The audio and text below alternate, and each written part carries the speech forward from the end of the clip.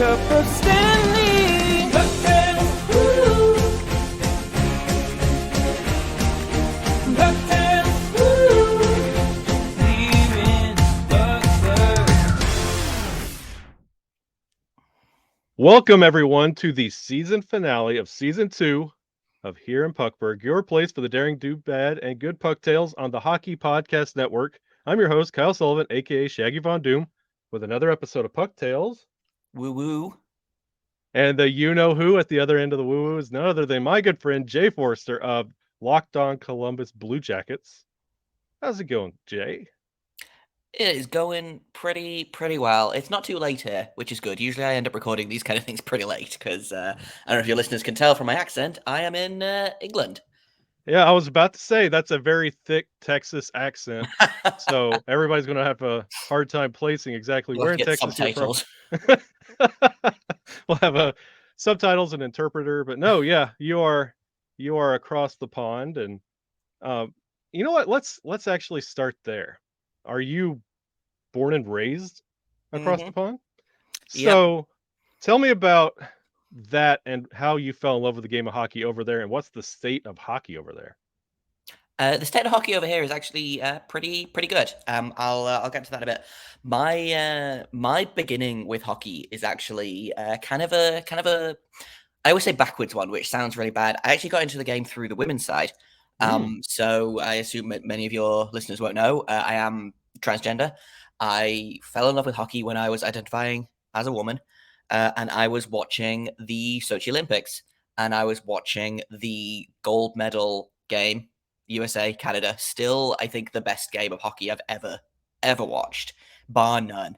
And I remember watching that game and being like, man, it sounds like, in hindsight, it sounds really stupid, but I was like, man, I didn't realize that women could play the game as well. So I've been watching a lot of hockey. I'd kind of been flirting with the idea of getting into the NHL. I had a friend who was a really big Blackhawks fan. Obviously, they just won the cup in 2013, so Yep. Blackhawks fandom was at basically an all-time high. But it was the women's game that kind of tipped me over the edge. I was like, this is incredible. I love this sport. So you fell in love with the game of women's hockey, and as we mentioned, you're across the pond, and it's not really known when you're talking about international hockey for like your hotbeds of hockey. Like you're expecting like your Canada's, North America, and then like a sprinkling of influence in like Japan and like Russia, and like you're getting the interest from all these other countries. You never hear about the UK. What's this? So you fell in love with the game there. Where was your first outlet? Where did you run first? So I watched that, and then I was like, man, I wonder if there's anywhere I can learn to play over here, because obviously it's not. If you know where to look, there is a lot of hockey in the UK, in England, but for someone who's just kind of getting into it, it is very much kind of like, right, I'm just going to Google ice hockey for beginners England and see or like Google my area. There's actually an ice rink like 15 minutes away from Wow. from where I live, which is really great. And I just kind of Googled, hockey for beginners England. I ended up finding this hockey camp, Clark and Co. Hockey, which is run by David Clark, who is maybe the most decorated English-born trained player over here. Played for the Nottingham Panthers of the Elite League. I could do a rundown of the Elite League in a little bit if you want. But he basically was like, he runs these camps and he does a bunch of like junior stuff for the under 18s, the kids that are thinking about turning pro over here. And he does a camp for adults that want to learn to play as well. And so I emailed him and I was like, listen, I don't have any experience. I don't have any skates. Can I come and play hockey for the weekend? And he was like, yeah, definitely. Come down. So I learned to skate. I put all the gear on for the first time. And that was that. And I remember talking to my mom about it. And she was like, listen, if you go to this camp, you're going to come out of it wanting to play. And that feels risky. Like that feels like she's, it's a dangerous sport, whatever. Yeah. And I was like, no, it's fine, it's fine. I just want to see what it's like. And then I came out of the camp and I was like, well, if I don't play this again, I will die. So which I feel like is a really familiar feeling to a lot of people. So that's kind of where I learned to play. I ended up reaching out to a local beer league team over here, the Flinch Phantoms, who I have been playing with the past 8 years. Yeah. So made the transition to goaltending a couple of years in, never looked back. And so that's kind of where I started playing. That's where I found my outlet. Ooh, so okay. Goaltending. I love when I have goalies on here. I've had a few. You got to describe what's your goalie style? So I always say that my inspiration for goaltending is kind of, you can't all be Carey Price, Mhm. Some of you have to be Jonathan Quick. Mhm. And I would say I definitely subscribe more to the kind of, I always call it cat with a laser pointer Yeah. style. I am not technically perfect, but what I am is reasonably flexible and reasonably athletic. And turns out in B League hockey, that can get you a pretty, that can get you far enough. Yeah. So so Uh, that's kind of lots of flailing, lots of falling over, lots of saves that look really good, but are actually just a case of me having my hand in the right place at the right time. a little bit of luck and a little bit of skill. I like it. I like That's it. it. The other question I like to ask all of my goalie guests, there's two trains of thought when it comes to being a goalie. Do you want your defense making it difficult on the shooter and putting that pressure off, or do you want them out of the way where you could take that shot?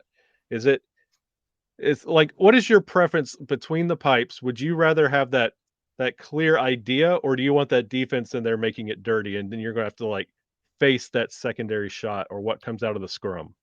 Yeah, I always, and I've talked to my defense a lot. I've talked to a bunch of different defensemen, defense women, blue liners, I guess, over the years. Um, I will always take that first shot if Mm, I can. I want them blocking the pass, and I know I've just talked about how technically not great, but pretty flexible, pretty good at moving side to side. My lateral movement's pretty good, but if I can make the first save, then I don't have to try and make the second save. If I can shut that puck down, like yeah. that's the ideal. I've always been curious because I've like growing up, like watching like in the off season, like goalies talk about their styles and stuff. I'm always fascinated with what school of thought goalies like settle into, and it's just your comfort level, and that's if you start seeing the shots you want, you start really settling in between the pipes, and it makes the game a lot easier. But if you're especially like those games where you like come off the bench on a new team and you're just still trying to establish yourself with that team and how everybody plays and who does what, and then also, hey, that's not how I like it back here. You're making it harder on me. Would you please just I love that. I love that. And you see that a lot. And it's one of the things you take for granted when you're watching like the first couple games of a NHL season is like the goalie kind of setting everybody up like Yeah. this is how we're going to get through this game. You got to work with me here. I love it. I love it. I mean, I've been pretty lucky in that. Obviously, I've been with my current team for 8 years, which is probably longer than most NHL goalies. And so we get, we've had new guys come in, but for the most part, the core has pretty much stayed mostly the same. So, I've been pretty lucky in the, a lot of my defensemen I've been playing with for almost a decade. And so there is that, I know where they're going to be. I know they know what I like. It's a good place to be. We got pretty good chemistry. So Well, let's talk about before we get to where like your fandom continued. I want to get an idea for okay, let's say everything is going great in beer league, or if you're a young up and comer, where do you get? What's the pipeline through England to make it like where do you go? Because I know you got the KHL, like you got like where do you go? What's the pinnacle for hockey over there? yeah, I mean, the short answer for what's the pipeline like over here is not good. But the so once you hit like the semi pro to pro levels, there's really 4 tiers of hockey over here. So you've got the EIHL, which is the elite league. That is the pros. That is the guys. And we had a lot of American and Canadian guys that, wanted to play abroad. Maybe they played. We get a lot of ECHL guys, handful of AHL guys. Occasionally, we get guys like Cam Jansen played here for a couple of years. Brian McGrattan played here for a season. They had Paul Bissonnette played during the 2013 lockout. That was where he went. He went to the Cardiff Devils and played there. And so, it's not like a nothing league, but it's not really. It's not on the same level as, the KHL or the Liga or, even like the Swiss league, things like that. Yeah. It's not on that level. So you've got that league. And then there isn't really like it's not like the NHL where there is the NHL and then there's the AHL, which is the development league, and then there's the ECHL and then the SPHL, et cetera, et cetera. It's really kind of disconnected. So there's the elite league and then there's the national league, which is kind of one step below, and that's semi-pro guys typically will do that and have another job at the same time. And then there is the NIHL Division 1, which is the league that the team I work for or volunteer for, I guess, plays in. I'll get into that part of my fandom in a minute. I have a lot of different places for my hockey output. And then there's the NIHL Division 2. And that is essentially just kind of a step up from beer league. It's guys that feel like they want to be challenged a little bit more than, hey, occasionally we play a game and occasionally we, have a scrimmage with another team. So it's guys that want that kind of a little bit more competitiveness, a little bit more seriousness than beer league. Not that beer league can't be serious, but it's guys that feel like, okay, I want the chance to win a trophy at the end of the season. That's not a case of beer. And what's the path look like for, say, a blue liner, not a blue liner, a beer leaguer? Is it to work their way up? Like how elite is that? I think it was the E that you mentioned was the elite. It's a pretty significant step up from beer league. So occasionally you will see guys that played in beer league go to the NAHL Division 2, which is like the 4th tier. Very occasionally you'll see them jump up to Division 1. Almost never will you see them take that next step to the National League, and then the guys in the Elite League are so the Great Britain was in the top tier World Championships for a few seasons, Team GB, and they did really well. I think they had a pretty good showing considering who the teams they were playing against. The guys on that team will be guys that play in the Elite League. There are a couple of guys on that team that play overseas, but that's kind of the caliber of players in the Elite League. So it's not it's not the NHL, but it's also not beer league. I would probably liken it to kind of ECHL level. Okay. If I had to. Because being over on this side of the pond, one of those colonists, the mindset and like the perception of hockey over there is it's those former ECHL, AHL guys that kind of take that deal in the Swiss or in the K, and when that deal is up, they kind of go and play in that England kind of circuit just because they enjoy the international, but they don't want to come back home because they know when they come back home, that's pretty much the end of the line. So they're doing like 1 or 2 more seasons where they can. But that's the perception I've always heard. So having you right there in the thick of things, I wanted to get an insider's perception and kind of what the state of the game actually is over there. Yeah, I guess you get some guys like that, and like I mentioned, Brian McGrattan. Obviously, I think he did literally 1 season here and then retired. I think Cam Jansen retired immediately after his Elite League stint, and then you get some guys that guys that have just graduated college. I believe the team nearest to me, the Manchester Storm, signed a player from who won the Frozen Four. So the University of Denver, Well, I believe. yeah, that's DU, Denver Yeah, University. Denver The University. So Pioneers. they signed a player that he just graduated from there. So it's really kind of a mixed bag of you get these young guys that are just starting out and maybe they're not going to make the NHL or even maybe the AHL, but they're good enough to continue playing professionally. So they're like, okay, I'll go to England and then maybe I'll try somewhere else. I'll go to France. I'll go to Germany. You know, and then you get the guys that are kind of starting to wind down their careers, maybe want to keep playing but don't really need to. You know, we get so it's a really kind of there's either the really young guys or kind of I want to say the really old guys. They're not really old. They're like 34. You know. Yeah. So, Yeah. Yeah, if I'm you're getting to that age if you're now where 34 and like getting a paycheck playing hockey, like you know what you are. yeah, exactly. You know, I'm getting to that age now where most of the players on the Blue Jackets are younger than me, and I don't know what to do. I don't know what to do about that emotionally, but you Yeah.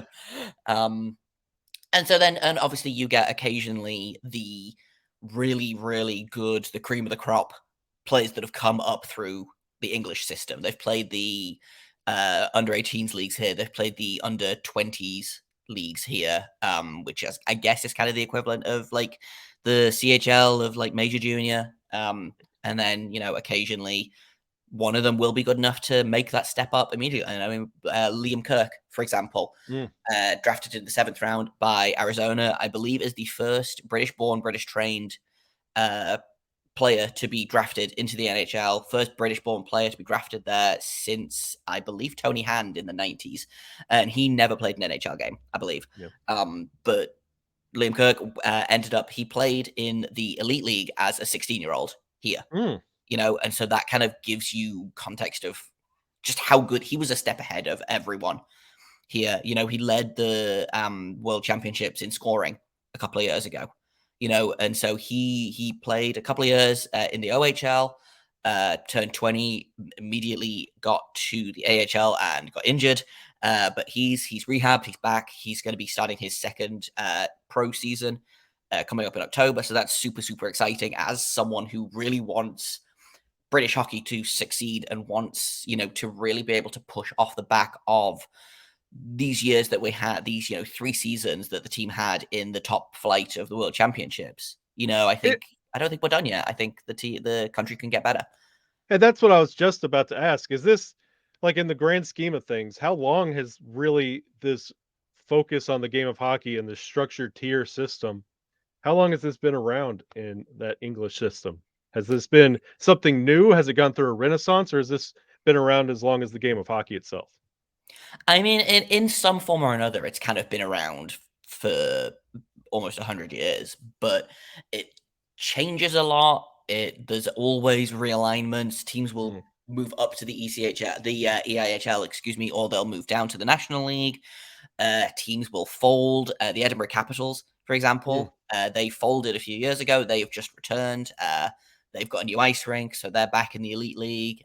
You know, there are teams like Milton Keynes, for example, who moved from the National League to the Elite League because they were just murdering other teams. You know, they were too Yeah. good for the league they were in. They had too strong of a team, and so they ended up moving up. They've moved back down since then. So there's a lot of movement, and so it's really difficult to kind of look at British hockey and say how long this system has existed because it's constantly changing. Like a lot of the teams have existed in some form or another for a long, long time. But it's so hard to be like, oh well, this system has been in place since 1990 whatever, because it's so hard to pinpoint. It sounds like it mimics a lot of how football's structured over there. Yeah, for Okay. sure. Okay. That makes 100% sense because when you see things stateside, like our leagues are structured very much in the same way like our professional sports. It takes on that same identity. So I could see that like the football structure kind of bleeding over to the hockey like that makes total sense. And when you think of it that way, it's very understandable like the relegation and It's very much like a Premier League, yeah, but without Mhm. the youth development Yeah. side of things. So, which I could get into, but it's a very kind of long and complicated conversation about politics in the the behind the scenes of British hockey. You know, Well, what I do want to get into, you mentioned briefly about things you work with and your fandom affiliations.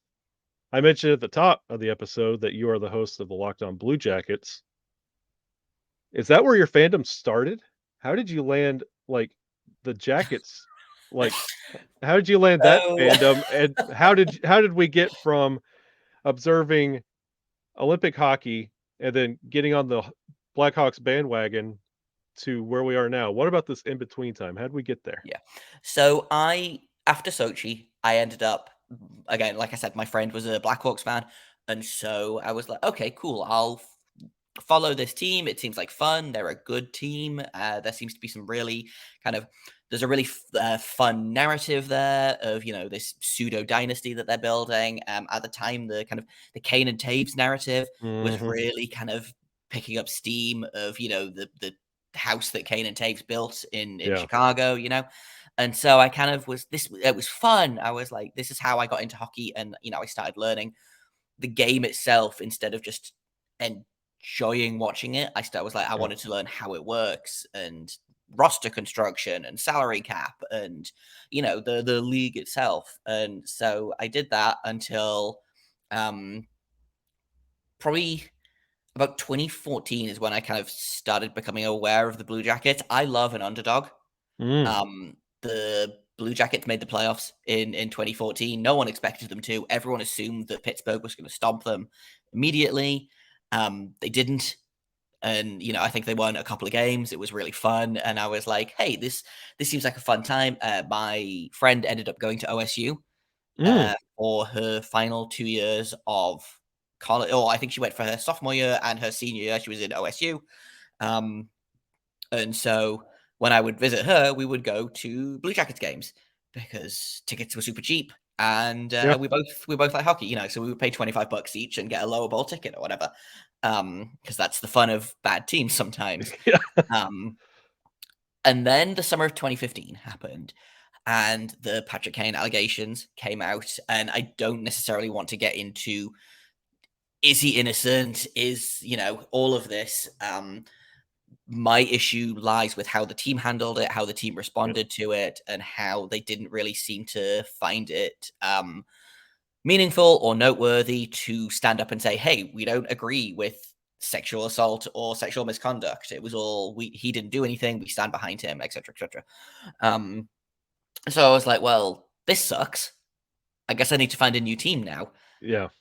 Hey, the Blue Jackets seem fun, and then they ended up trading for Brandon Saad, Yeah. who was a player that I loved on Chicago, and I was like, this feels right. Yeah. And so I followed Brandon Saad to the Blue Jackets, I guess, and never looked back. Just fell in love with my team of misfit toys. And Columbus, I've always enjoyed watching. Like I have a very good friend of mine who's a big Columbus Blue Jackets fan, and like I remember when the team launched.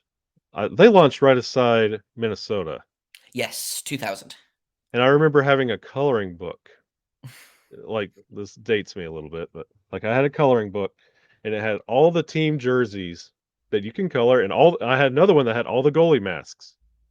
And because they were brand new teams, you had no idea what the jerseys looked like. It was just stock logo for the Blue Jackets, and it was the same thing for the goalie mask, and, like, going through all of these incredible mask and jerseys, and then you get just, like, very basic vanilla jersey. I remember that standing out, and I'm like, "I wonder what this team's all about." And I've always kind of watched them. I enjoy their environment, like honestly, because everybody knows, like, my other show with Locked On Avalanche, like, the Avalanche and the Jackets are kind of the same when it comes to, like, that small market. Like, they don't like, everybody wants to say, "Well, that's Denver. They have this," but don't sleep on Columbus. No, Columbus is a It's great city. Like it's a great city, great sports, um, they just never get noticed. they get a lot of stick for being in Ohio, I Mhm. think, which really isn't fair either to Ohio because Cleveland is pretty great. Cincinnati is pretty good. Like they're not that bad, guys. It's No. fine. But I think Columbus, especially, and maybe I'm biased because that's where I've spent the most time. Columbus is such a great city. The Yeah. food is great. The people are great. Like Nationwide Arena is phenomenal. And like again, maybe I'm biased, but that's my favorite arena. Yeah. Like I've been to a handful. I think I've been to about a third of the current NHL arenas. Like Nationwide, best by far. So it's well, come on, enjoy Yeah. the Blue Jackets. We're not dislikable. We're not good enough to hate. Like it's just it's a fun team to follow, unless you're a And Pittsburgh fan. But and they could get over it. They need something to squabble about, but I've never had a problem with Columbus. There's always whenever you see them in the mix, you're like, "Oh, I wish this is the year they push through." You're always like, "Ah, that's the team I'd like to see something happen." Because like you could speak about the team we just mentioned in Minnesota. I don't have those same feelings. Like that team, the fan base is completely different. Same kind of market, to be honest with you, in Minnesota, but like to come in saying, "Oh, we're the state of hockey," and then come in like ego first and like we know hockey, we are hockey. Look at our hockey history. Like respect us because we're. But Columbus, they do everything so right, and their in arena environment, everybody knows the cannon. They have a cool mascot. Like they really haven't done anything wrong. Like right. there's no reason not to like Columbus. So it's just one of the teams you kind of forget about. Yeah, it is, which I think can work in our favor because, like you said, there's nothing to really dislike about them. I mean, your opinion might vary on that, but like they don't have the Toronto of it all. Mm, They don't have that kind of longevity of New York or Chicago or Boston. They're making their own history yep. now. The team's only 22 years old. Like there's nothing. They're still building it. Like you can hate us in 20 years or whatever, but they haven't been good enough to be jealous of. I don't think they've been bad enough to be a joke, especially not in the last since probably since the last lockout. I think Yeah. was really the turning point, and the hiring of Jarmo Kekalainen was really the turning point of the Columbus Blue Jackets. And they've been bad since then, but not bad enough to be the Arizona. They're Yeah. not the laughing stock of the NHL. So And I was about to say, like, there have been teams that are like original six teams that literally everybody has a case to hate. And then you have Vegas, who's pretty new, and everybody hates them. right. Everybody. Like, Columbus is doing things the right way. And like that, now you have Johnny Hockey. Yes, God, it's gonna be so much fun. So it's Johnny now, Johnny Gaudreau and Patrick Laine on the same yeah, line. Like I'm just inject it straight into my veins. I'm so excited. this feels like you're finally on the map. Like this is one of those moments in depending on if you're listening in Canada, your organization's history, or if you're listening in the States, your franchise's history. Like this is one of those moves that define the course of the rest of your history. Like if it succeeds, if it fails, if it pushes you in the playoffs, if you upset somebody's campaign in the playoff, like this acquisition it's one of those moments. And I was excited when that happened. I was low key hoping he would land with the Avalanche because he is my favorite player in the game. Other than Nazem Kadri, like it's Johnny Hockey, like all day long. So when he landed at Columbus, I was first shocked, but then I was like, this could work when you think about it. Yeah. So I was super flip when we did the oh, you might have been there at the time actually. So we Yeah, did we a yeah, we were live doing the show live stream. for Yeah. the Locked On Podcast Network about free agency, and I was like, listen, Columbus is either going to do nothing or they're going to go out and get Johnny Hockey, and I don't know which one they're going to do. And then they basically did nothing for the And then next got Johnny Hockey. 7 hours, and then it was again because of the time difference. Yep. It was about midnight my time, maybe 12:30, and I get a message in all caps from Jess, who is our wonderful host of Locked On Calgary Flames, Mhm. and then I get a message from our channel coordinator Sean, like, "Hey, I really hope you're awake right now." And then I had to obviously jump up and do a bunch of stuff. But like I said in that kind of we did a little interview with Gail Martin, host of Locked On Mhm. NHL, Locked On Islanders, great guy, and I talked about how this is a franchise altering moment, Yep. not just because it's Johnny Hockey specifically, Johnny Gaudreau, but this is the first big free agent that has chosen Yep. Columbus. There's been a lot of okay, we've drafted some really great players. Players have chosen to stay here after being traded. For example, Zach Werenski drafted Mhm. here, signed long term. Patrick Laine traded here, signed for the next 4 years. They've drafted a bunch of really exciting new talent. They've got their captain locked up for the next 4 or 5 years, I believe. Goaltender locked up for the next 4 or 5 years. They've got some really good pieces. They've never had a player of Johnny Gaudreau's caliber say, hey, I want to play in Columbus, because that's the thing. And there's a really great behind the scenes clip that they put on the Blue Jacket socials where they're talking about how they've just signed Eric Branson, which, I mean, you can say what you want about that contract, but I have kind of not come full circle on it. But there's a bit in the behind the scenes where Rick Nash comes into the room and he's like, hey, I was talking to Derek Dossett and Dossett was talking to Gabranson, and he says that he has a friend that wants to be in Columbus. And that friend is obviously ends up being Johnny Gaudreau. So, like, if we have to put up with Eric Branson for 4 years to get Johnny Gaudreau for 7, like, that feels like a fair trade. But it's the fact that he left money on the table to sign in New Jersey and also to go home. Yeah. And he left money on the table and an extra year in Calgary and was like, no. I went to Columbus for the All-Star game, loved it. This is where I want to play. This is where I want to be for the next 7 years. And like, even if he never has another 100-point season, like the momentum shift of a guy like Johnny Gaudreau saying, hey, I want to play in Columbus, because it just takes one.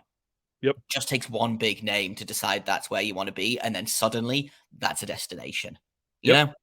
And it makes you very appealing at the trade deadline. And it's somewhere that you want to waive a no move clause. Like, I want to see what's going on over there. If it's good enough for him, it'll be good enough for me. And like, I completely agree with you with him choosing Columbus. Like, I've said this a couple times, and like, I could say it here because I'm not on my show, but like, I'm a low key, super secret New Jersey Devils fanatic. And yes, I was loving the fact that like Johnny Gaudreau could go to the Avalanche, but I was hoping he would go to the Devils, because that's the piece that puts you in the playoffs from where you're sitting. Like the same with like Columbus. Like, you pick him up, you're in the playoffs. That's that kind of that you could feel that improvement just on the signing. He is a difference maker on a roster. And like, the Devils have a similar-ish roster to the Blue Jackets, I think. They're both very young. They're both probably. And I saw a tweet about the watching the Avalanche and the Lightning in the Stanley Cup final. I saw a tweet about it was something like, a lot of teams are realizing that they're not 1 or 2 guys away from winning a Stanley Cup, you know? Yeah. And I don't think the Blue Jackets, even with Johnny Gaudreau, I don't think the Blue Jackets are going to contend for the Cup.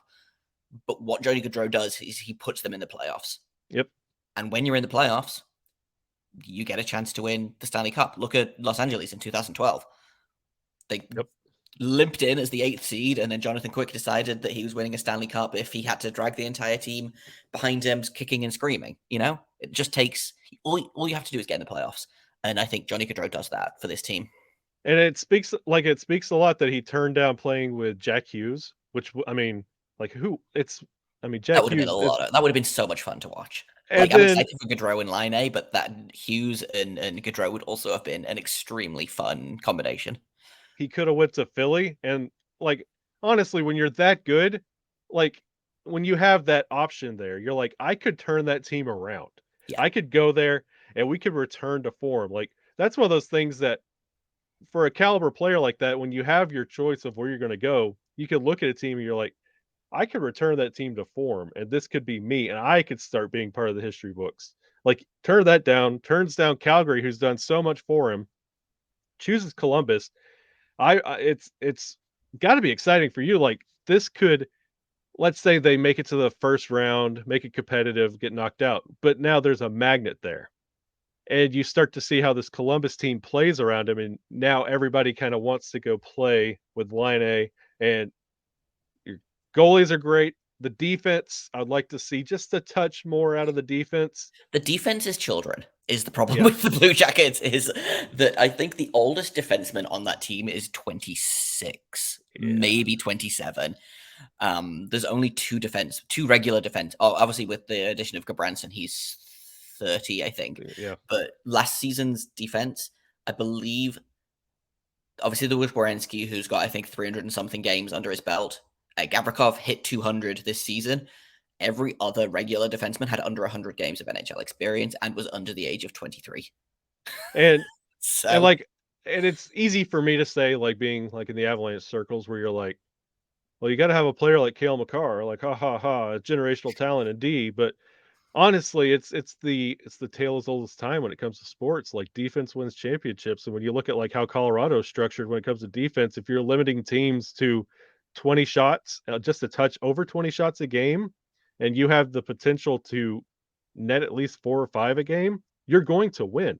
And I feel like teams have kind of chased we as long as we have a Crosby, as long as we have an Ovechkin, like you chase that star and like build it on the forwards. And who cares about defense? We got insert name here is goalie. They tear their groin, and then your season's done. So with this shift, the forwards are fine, and then the defense is being addressed. Columbus could be one of those teams to watch in the next couple of years. I think so. And maybe that's a hot take, maybe not. But as someone who's watched this team since semi regularly since 2014, basically religiously since the 2015-16 season onward, this has been a slow burn of a team. Yeah. You look at the pieces that got put in place, the Zach Werenski in the 2015 draft, like that to me, I think is where it all started.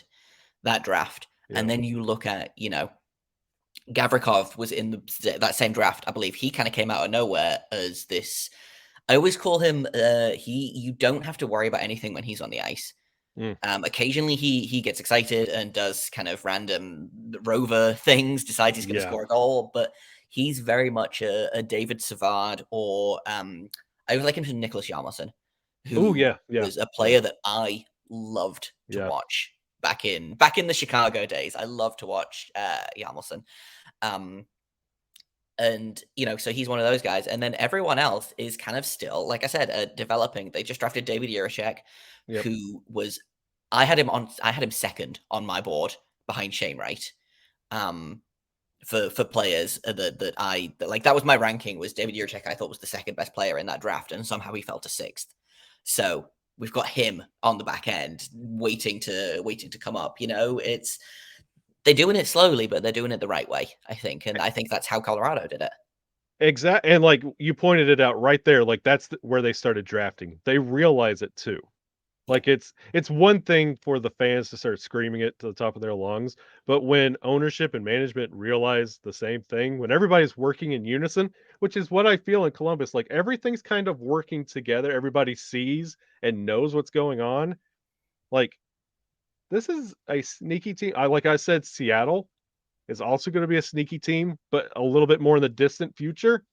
Columbus is that next one that start watching them, and they're going to start breaking some hearts, if not starting this year, next year for sure. Yeah, for sure. And we haven't even talked about we talked briefly about the young talent. We haven't even talked about Cole Sillinger, who Yeah. scored 16 goals last season as an 18-year-old. Kent Johnson, who, for my money, might be the most exciting player on this team. I watched him a bunch of Michigan lists this season. The kid is money. They've got so many good young pieces. They haven't even really gotten started. And I think Johnny Gaudreau is such a perfect player to kind of bridge that gap of, he's not too old that he's going to be on the way out by the time these kids hit their prime, but he's old enough to help them along. And, I think there's I mentioned Kent Johnson, who wore 13 all through his career because of Johnny Gaudreau, Yeah. which probably Yeah. makes Johnny Gaudreau feel old, but I think there's a really fun idea there of bringing Johnny Gaudreau in as this mentor type player for these young kids who to say, hey, listen, I've been where you are. Calgary was really successful with him. Let's be successful here. Yeah. And also thank you for Matt Calvert. My goodness, I love Matt Calvert so I do much. too. I do miss too. him. And like you're talking about like former players always kind of showing back up in Columbus. Like Avalanche fans just like fell in love with Calvi, and he also replicated it. Like he gave it back to Avalanche. But when it was all said and done, and he hung up the skates, like Like, his heart's in Columbus. Like, let's not be real here. Let's not act like Calvert's gonna be walking through the door at Ball Arena. Like, he wants to go Nationwide. Yeah, and Like, that's the other thing as well that we didn't even talk about. A lot of former players who played for Columbus years and years ago, they come back. I mean, yeah, you look at Rick Nash, yeah, traded away. His heart was always in Columbus. Cam Atkinson sold his when he was traded last summer. He sold his home in Columbus and then rebought it like 6 months later. And he's like, "No, I want to retire in this home. I want to retire in Columbus. That's where my life is. That's where my family is." So many players will leave Columbus and then just end up coming back. It's one of those. I don't know if it's the city or the organization. I think we talked about Kekalainen's drafting, but I think what Kekalainen has done has built a team identity and built an environment that players want to be in, yeah. players want to retire to. The all of the exit interviews this summer after the season finished. I think every single Blue Jacket to a man was like, "This is the most fun. This year is the most fun I've ever had playing Mm. hockey. This room is so good. Every guy in here is great, and like it makes me wonder what was wrong last year because I don't like people who don't follow the team as closely. Like there was something wrong Yeah. in the room last year, and I don't know what it was. I don't know whether it was Tortorella, a different player, whether it was just a weird combination of a lot of things. Something was wrong in that locker room last year, and it's night and day. It This it season took was so different. Patrick Laine telling everybody, "You have no idea what's out there. Let me tell you about Winnipeg. Stay here, enjoy this. It is so nice here." Right. 'Cause I've heard horror stories about that locker room Yeah. environment in Winnipeg. So, like, it's one of those things, once people start coming in and tell you, "You have no idea what I left." Like, this the Yeah. way you're treated like normal, like everything being nice and you feel like you're appreciated here, that is foreign where I came from. And then Right. the team starts believing in it. I feel like it's kind of a natural thing. Yeah, for sure. And that's the other thing as well is, players will inevitably leave. Matt Calvert went to Colorado.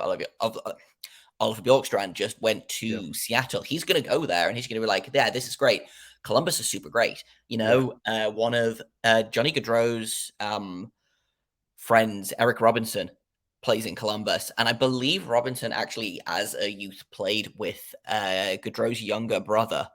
But he has talked Columbus up so much that has made it to Gaudreau. And, obviously, I think that was a big part in him signing here was, hey, I'm going to go play with my friend Eric, who's a great guy and also only has nice things to say about this city. So as players leave, Calvert goes to Colorado, ex player goes to somewhere else.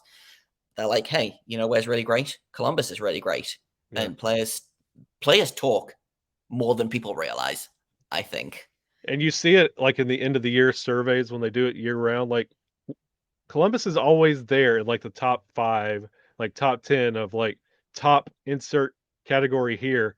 They always are up there and you're like, you kind of like look at it, but there's something going on there that we are all not privy to. And like being like I said, you're locked on Jackets. I'm locked on Avalanche. I've never had a bad experience with a Jackets fan ever. Like, the No, fans are nice. we're just we're very Midwestern at heart, I think. We're just happy that you guys are here, Yeah. And it's like 10 games in the season, you're like, "Okay, I know what this season's gonna be, that's fine, I don't have to care that much, we'll just enjoy."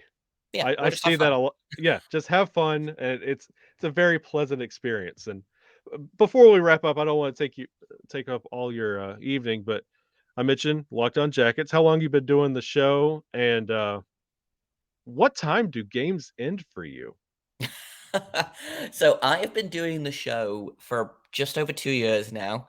My first episode was actually the day after the first. I think it was the day after the second game against Toronto in the playoff bubble. Oh, boy. So that was my first kind of experience of covering the Blue Jackets, kind of as a quote unquote full time media member. Was that series against Toronto, and then the series immediately after it against Tampa Bay, which obviously had that ridiculous 5 OT game, which I mentioned because you asked how late games end Yeah. here. So that game for me started, I believe, at like 7 p.m. my time. And I was like, this is great. The game will be done by 10. I can record and go to bed. Fast forward 8 hours. It's 3 a.m. I'm still on my couch. Oh. Giannis Korpisalo looks like he's about to die in the crease. So games start typically, if the Blue Jackets are at home or on the East Coast, typically they will start at midnight for me. So they'll be done by like 2:30 a.m. And I work remotely part-time, and I also work part-time at a restaurant in the city center. I start pretty late in the morning, so I can get away with staying up until like 2:30. And then I get up and go to work, so it's not too bad. However, I do have not a horror story, but a story that I realized is fully insane the other day, which is the 2015 Blackhawks Cup run. Mm-hmm. I watched every single game live, including the series against Anaheim, which is obviously Yeah. the games in Anaheim. They would start at 3:30 a.m. for me, and it would Oh. get to the point where the game would finish, and I would look out my window and be like, "Oh, it's morning." So, like, I was an Whoa. unemployed college student at the time, but it was still very much.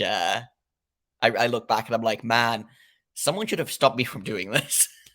And see, this is why I wanted to know, because it's something like me and Chris, like, it's no secret we're on the East Coast of the United States. Colorado, it's not on the East Coast. So when they make that West Coast swing and like start games Oh, like it's rough. It's real 10:30, rough. 11 o'clock at night, and we're like, when this game's over, then we'll do the show. It'll be about maybe 1, 2, 3 o'clock in the morning. So I'm glad you brought that up. So now I'm not going to Now you feel can so feel a bad little bit anymore. better about recording at 1 a.m.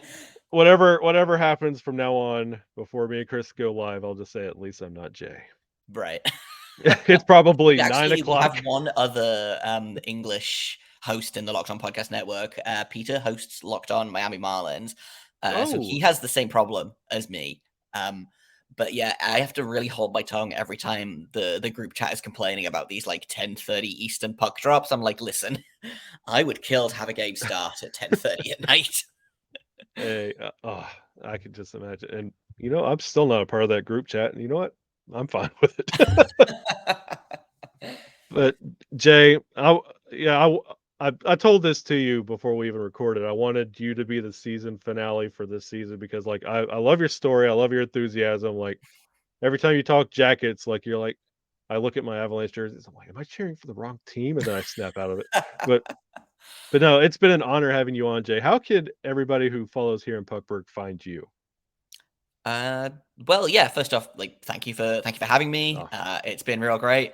I know we've both come so far from hanging out in, what was it, Spotify Green Room, Yeah, the chats, Spotify Green Room. which I believe is where I believe is where Kyle and I met. But We've actually had JD on here too. So we've had a lot of former Green Room guys have yeah, they've all made good their appearance. times. But you can find me on Twitter at _Jacob Foster. I'm going to spell that because my name is not spelled how you think it is. So it's _JAKOBFORSTER. If you want to follow Locked On Blue Jackets, normally I tell people that I can't really recommend this in good conscience, but we're going to be real fun this year. Come and cheer along Johnny Gaudreau with us. So you could do that. Locked On Blue Jackets is all podcast platforms. We're over on YouTube. If you listen to Locked On Avalanche, wherever you do that, you can do Locked On Blue Jackets as well. We are over on Twitter at LO_Blue Jackets. And come and enjoy the season. We might not be good, but we can promise fun. Yeah, and that's the thing about here in Puckberg. There's no it's just hockey in general. So if there are a lot of like PHF fans who are looking for an NHL team, or just fans who have got out of the game and want to get back in, I would highly suggest go follow Locked On Blue Jackets, follow Columbus Blue Jackets. They'll welcome you with open arms. Yeah, we're pretty great. And like I say, the team might not be very good this season, but they will be fun. And sometimes that's all you can ask. That's right. Oh, because there are some teams that are not going to be fun to watch, and we have mentioned them about their cup run already in this episode. But Yes. And if this is your first time stopping by here in Puckberg, I'd like to thank you first and foremost. But if you'd like to follow the show on Twitter, we're HPuckberg on Twitter, here_in_Puckberg on Instagram. You can also follow us on YouTube. You can see us right now. We're waving at you if you're listening. And like I said, this is the season finale. When you're listening to this episode, this is the last Saturday before NHL season starts. So whatever your team may be, whether it's Avalanche, Jackets, Devils, Blackhawks, who knows? Everybody, good luck with your season. And we will see you again next off season here in Puckberg.